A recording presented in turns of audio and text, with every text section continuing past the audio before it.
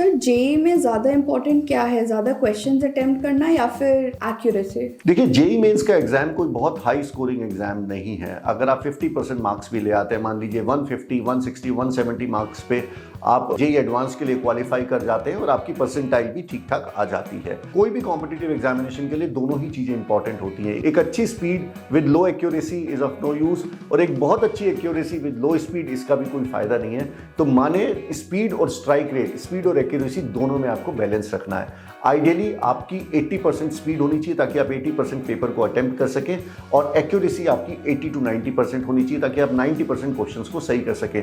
अगर आप 80 या 80, 90 या 85, 80 लेवल रीच कर लेते हैं तो इसका मतलब आपकी तैयारी सही है और आप सही दिशा में जा रहे हैं। स्पीड और स्ट्राइक रेट के बाद तीसरा फैक्टर जो इंपॉर्टेंट में आता है वो आता है सिलेक्शन ऑफ क्वेश्चन। जेई के अंदर बहुत सारे क्वेश्चन ऐसे होते हैं जिनको स्पीड ब्रेकर क्वेश्चन कहते हैं, जिसमें जो कि थोड़े ट्रिकी होते हैं, जिनके अंदर कोई कैच, जिनके अंदर कोई फंडा, जिनके अंदर कोई ट्रिक होती है। तो उस क्वेश्चन को आप कैसे सोचते हैं, कैसे अटैक करते हैं, क्या आप उसको सॉल्व कर पाते हैं, नहीं कर पाते, और अगर नहीं कर पाते तो कितनी जल्दी रियलाइज कर लेते हैं कि एक स्पीड ब्रेकर या ट्रैप है, मुझे इस क्वेश्चन को 5 मिनट से ज्यादा नहीं देना और अगले क्वेश्चन तक चलना है। बहुत बार आपका स्पीड इसलिए कम हो जाता है कि एक ही क्वेश्चन के अंदर आप 10-10, 15-15 मिनट तक अटक जाते हैं और आपको लगता है अब हुआ, अब हुआ, अब हुआ।